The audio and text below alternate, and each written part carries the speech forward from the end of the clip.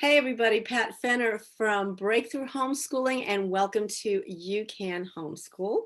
Uh, we have a treat today. I am interviewing Julie Polanco, who is the author of 100 No and Low Cost Ways to Motivate Kids. And she's going to talk to us today about passion projects, which is an amazing concept. It's just something I think you'll be able to use in your homeschool. And even if you're not homeschooling, if you're kind of taking off for the summer, you're going to be able to use this for the summer too. It's just an awesome concept. So before I get into that, Julie, welcome and thank you for your time and understanding. We've been kind of playing a little bit of back and forth here, you guys, so I had to thank her publicly for being so flexible. But would you go ahead, Julie, just get us started and tell our listeners, some people may not be familiar with you, and just a little bit about yourself and your homeschooling journey, and then we'll get into the book after that. Okay. Sure, Pat. Thanks for having me on. It's a pleasure to be here with you and talk about passion projects and everything. I have been homeschooling, just finishing up my 19th year. I have 4 kids. They go from, I have a daughter 22, a son who's about to be 20, and then I have another daughter who's 16 and a son who will be 14 next week. So it's been a fun journey. It started out not quite so fun, which is and I really thought I was going to give up, and then God spoke to me and changed our path, and it turned out okay. So I'm happy for that. So yeah, it's been a while, and I've been writing and have some books. We have the 100 Ways book that you mentioned, and I also am the author of the God Schooling, How God Intended Children to Learn. So it's just, I've gotten some good reviews, and it's pretty popular. So that talks a lot more about the journey in depth, and helps give people some tips too. So. Yeah, that sounds like a really useful, practical title. That the first one, I have to admit I haven't read it.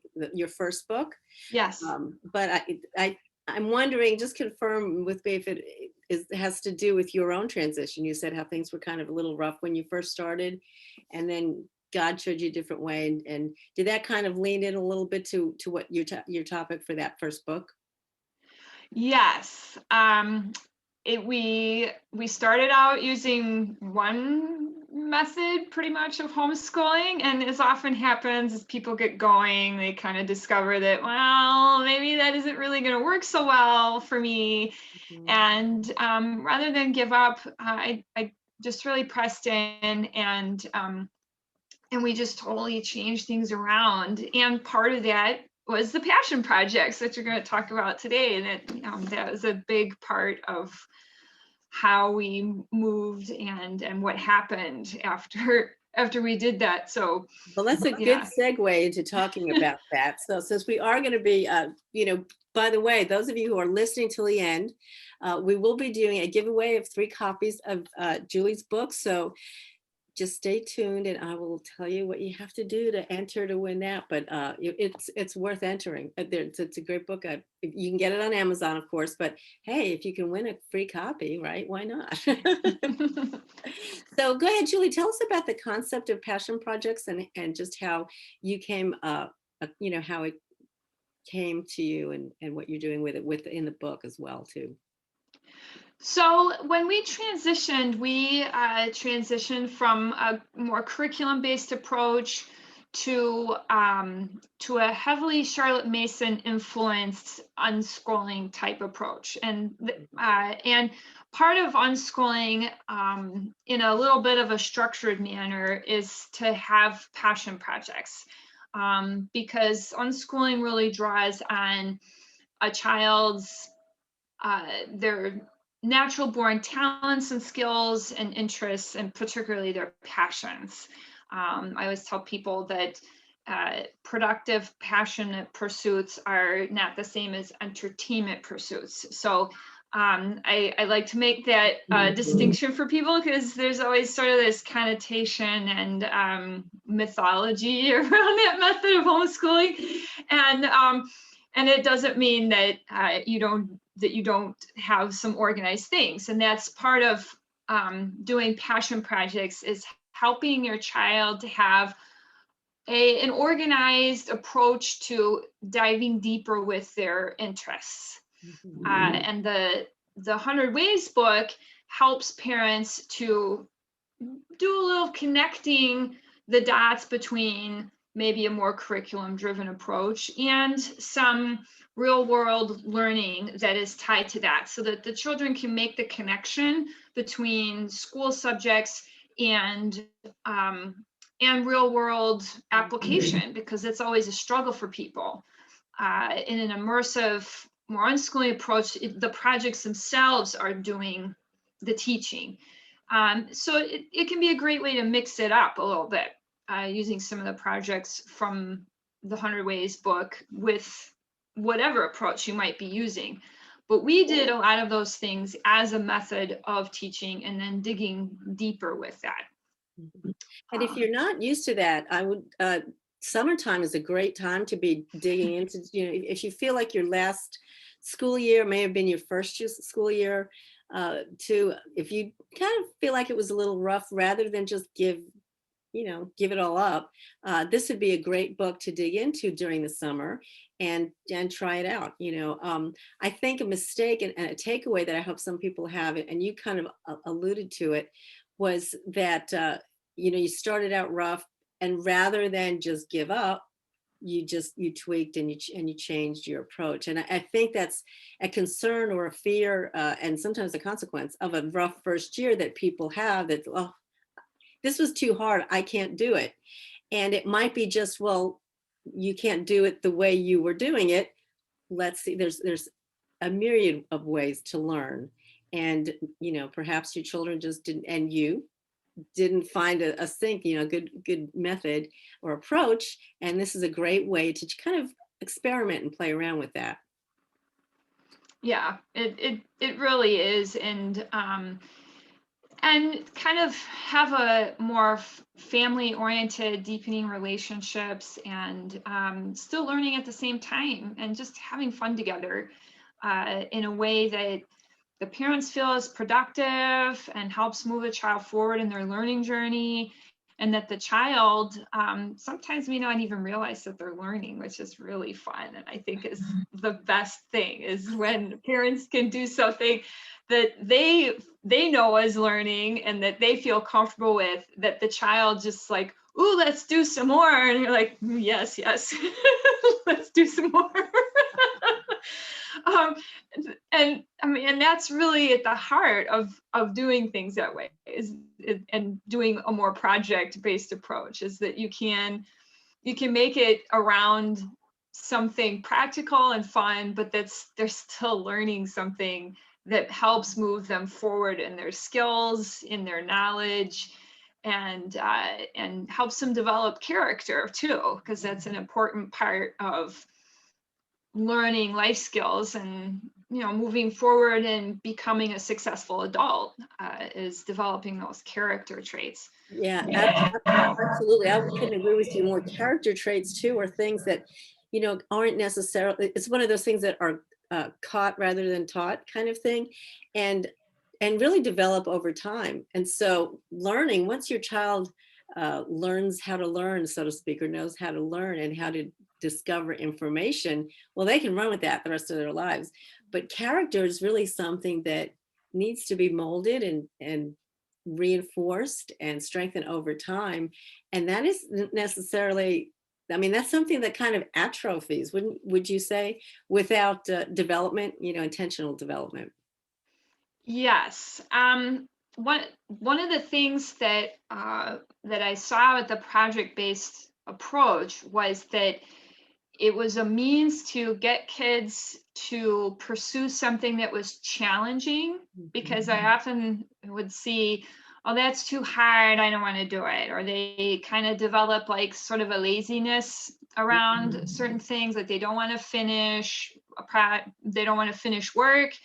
schoolwork, they get kind of slow and lazy about it, or and then the parents sometimes have to resort to uh, punishments and things like that to try and get them to do things. But doing the projects around a child's interest, there's a natural intrinsic motivation for them to dig deeper and to continue with the project and develop those skills of persisting, consistent effort, persisting in doing the work even when it gets hard, seeing it something through to the end, and at the same time developing an expertise in something, which nowadays is we're a specialist society, not a generalist society. And so a kid who gets to be a teenager or a young adult that has that sort of specialized knowledge has an advantage, I think, a little bit, and in moving forward into adulthood. Right. I think, the things you're saying should really be exciting for parents of teenagers, because a lot of the things that you're saying, the characteristics that passion projects can develop in their kids, I hear parents, I actually have parents, talk to me and say, my son or my daughter just isn't motivated. I can't get them to finish. They don't, I've got to get after them. And this is not fun. Like, I'm just going to send them to school and let the teacher deal with it. But the thing is, like, sending them to school, the air quotes, sending them to school doesn't really solve the problem at all, because 9 times out of 10, the teacher isn't dealing with it or is mishandling it, just by virtue. It could be a good teacher, but by virtue of having 20, 30 kids in the class, you can't deal with every child intentionally, productively. So it really doesn't solve the problem. It brushes it under the rug, or just kind of shakes it off the table for a little while, but it does come back. And these are the kind of things that we really want our teens to develop while they're under our influence, because they certainly won't do them on their own. Yeah. I think, human nature, we want to take the easy way out. Human nature, we want to be lazy. It kind of fights against the grain. But if we can, like you say, find what they're passionate about, what they're really interested, delighted about learning, they're where they maybe could be bent towards. Those are great motivators, to do the hard stuff, to do the next stuff. So I have a question for you. What would you say to a parent who might be feeling like, hearing this and saying, this sounds great, this is exciting to hear, but I don't feel equipped to do this. Like, how do I know if they're learning, or how do I know if they're, the phrase keeping up with what they should be learning, all these air quotes here, but how do I know that? I don't feel equipped to do that. What would you tell a parent that kind of likes this idea, but is kind of a little, I don't know, hesitant to step forward? Well, you can take it in baby steps. With younger children, I don't really recommend having a child do like big projects like too young. Starting a child who is maybe 8 years old, maybe sometimes as old as 10, on something that may take only a week or a month to do is manageable. And doing it in bite-sized chunks, like just talking with the child first, like, so what would you like to learn about? Or really being a student of the child and thinking about and looking at, well, lots of kids love YouTube. They talk about their favorite YouTuber and all of that. Or some kids do like to write. That seems to be more common among girls. They got their diary or their journal or whatever. And talk with them about some ways that maybe they might share about something that they know about. And just keeping it small. It's like, okay, well, maybe you might like to take some pictures about something that you really like to learn about. Or maybe let's, look at some websites together or get some books from the library. And just starting small like that is usually pretty manageable. And But with teenagers who are maybe a little bit used to that, or of course they're more independent,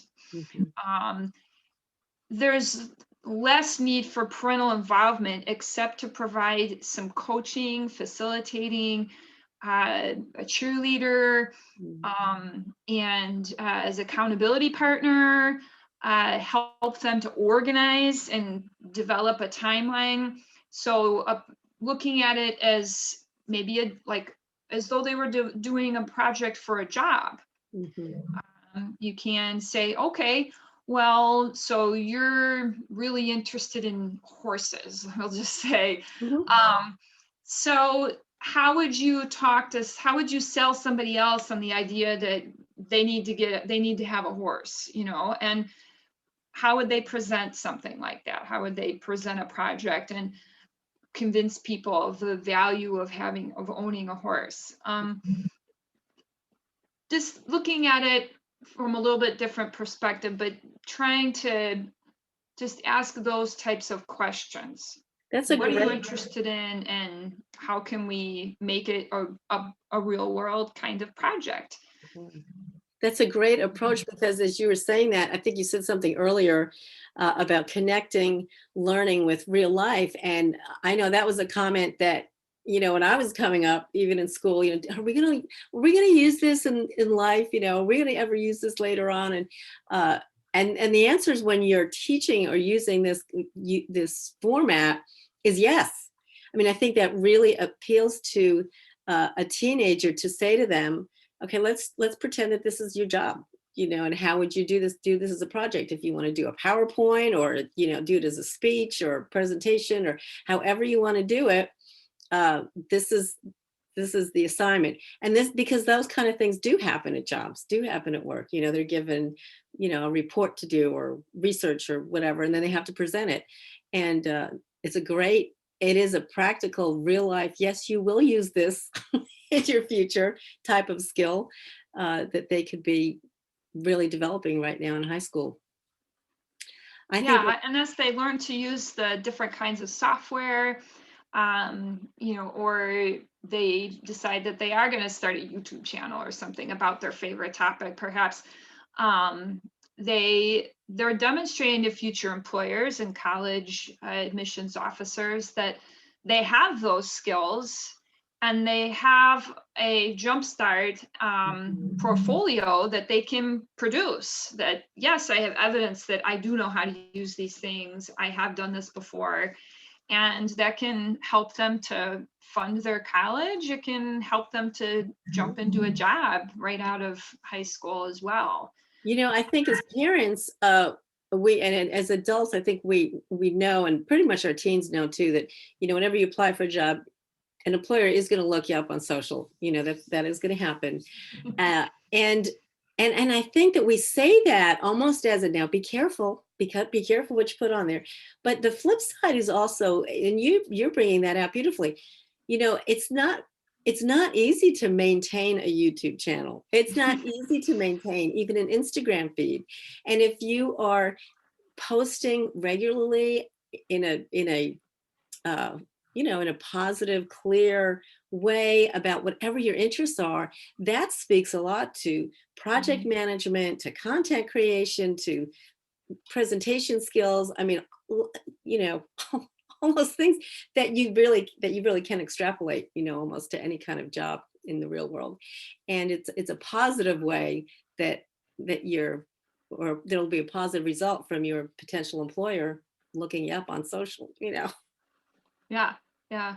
As we try to keep our kids off of it sometimes, but by the time they're teenagers, they're pretty immersed in that, and they're going to do it. Why not turn it into something that can produce good results for them, instead of it being just sort of this goofy thing that they, it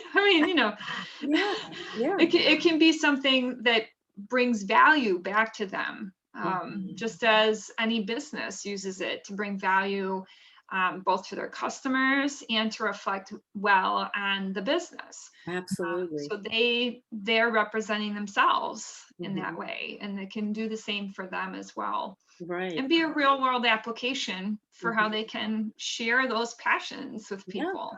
And they can do what, whatever their passion is. Well, within limits, I guess it depends.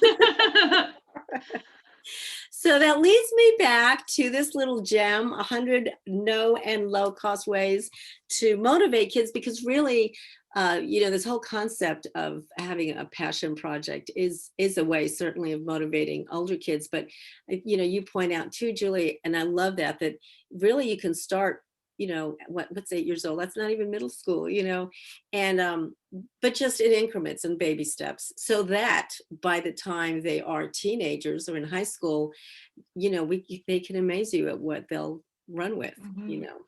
so but anyway, so that will motivate them, and this little book will help motivate you get started with doing something like that.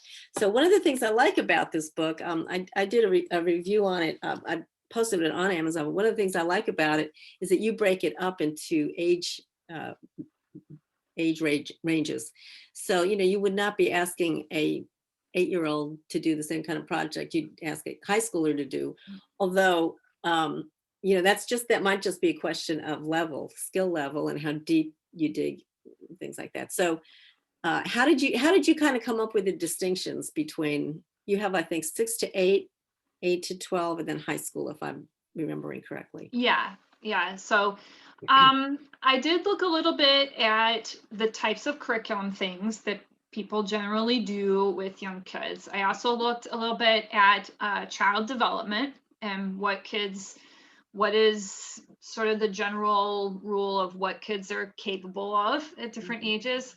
And I also wanted to be sure that for parents who don't like to have their kids on the computer a lot or social media or things like that, that the projects that were for kids under age 12 were not technology based. So all of those projects can be done without a computer.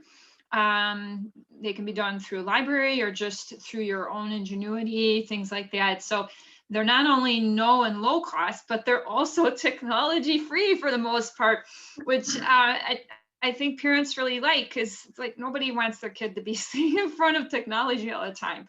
Even the ones for the teenagers, there are still a lot of projects that are not technology dependent.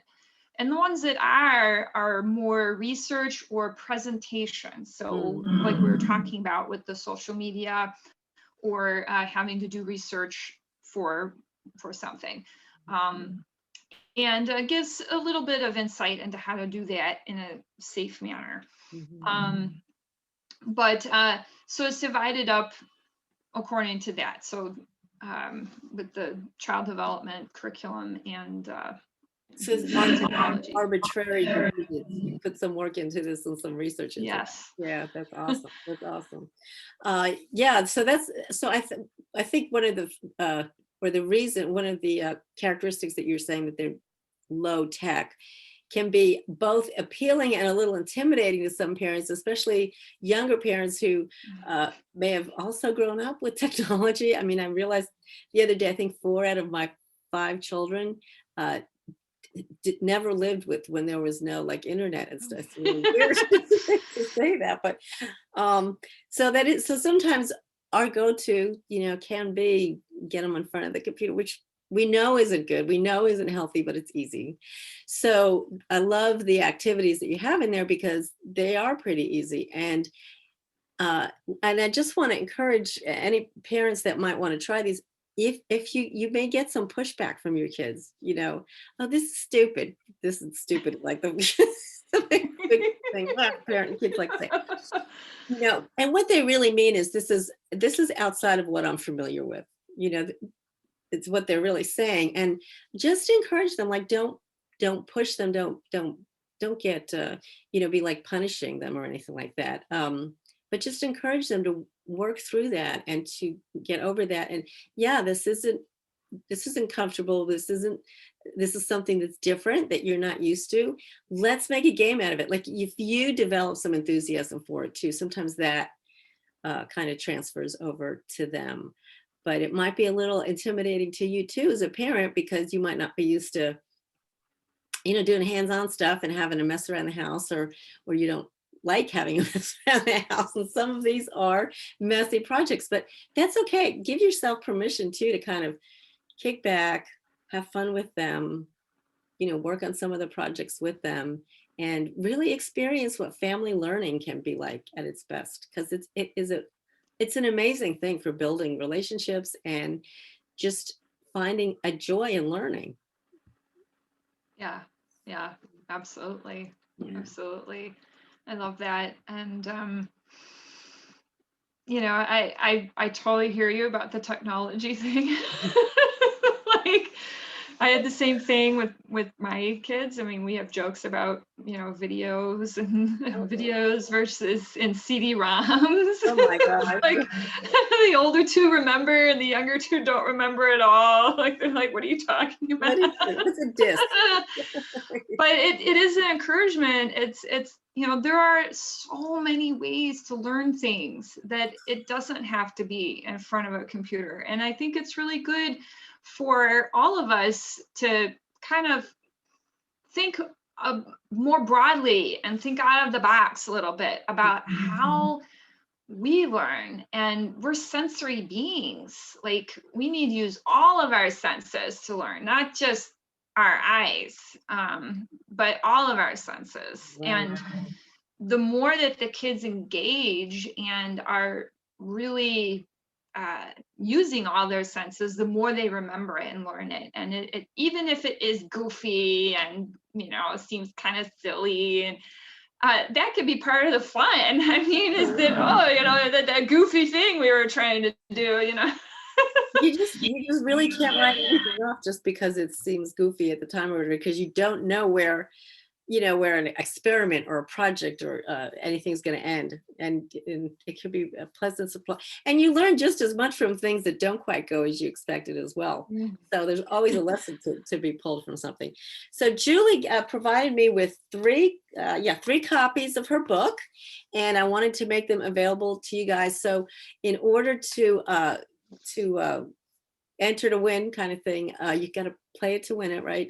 Head over to my Instagram feed, where I will be posting this a post about this interview, and leave a comment. What was your favorite takeaway, or what did you enjoy about listening to Julie and her passion projects idea and things like that? Or a question, you could post a question there for her as well if you like, and I'll leave that up for a week, and then I will pick 3 winners from the comments and shoot you a copy of her book, 100 No and Low Cost Ways to Motivate Kids. I always look at the title because I want to make sure I get it right. So Julie, I just want to thank you so much. Is there anything our listeners want to heads up on what's coming up for you? Any projects, or do you have another book in the works by any chance? Well, I am pursuing my own passion, which is plants, of course. If you've been to my website at julienaturally.com, you can see that. And I am putting the finishing touches on a high school botany course. It's being completely revamped, and that will be available for the new school year. So if people are interested in that, so Yes, that is what I'm working on. You're like an aromatherapist, and I was reading your stuff on you're fairly certified and all this stuff, right? Yes. It is a passion for you, definitely, most definitely. Yeah, Julie's got a great story. I will put the link to her website in the show notes, but definitely head over and read her story, because it's very, very touching and beautiful. And I was inspired by it, Julie, all the things that you have overcome, and in such a beautiful way, and end up serving others in the process. So that's very inspiring. So I want to thank you again for your time today. I've had such a good time talking to you. Yeah, me too. Thank you for having me. Yeah, thank you so much. And y'all head back next week. Then we have not taken the summer off, so you just keep listening every week for You Can Homeschool. We are in the summer months now, and talking about preparing for getting the ball rolling again for those of you who just school during the school year. And of course, for those of you who have a lifestyle of learning, you know that learning never stops. So remember, mamas, I'm going to leave you with this reminder that you can homeschool. And as Tracy always tells us, it can be an awesome journey. All right, take care, y'all. Thanks again, Julie. Bye-bye. Thank you. Bye-bye.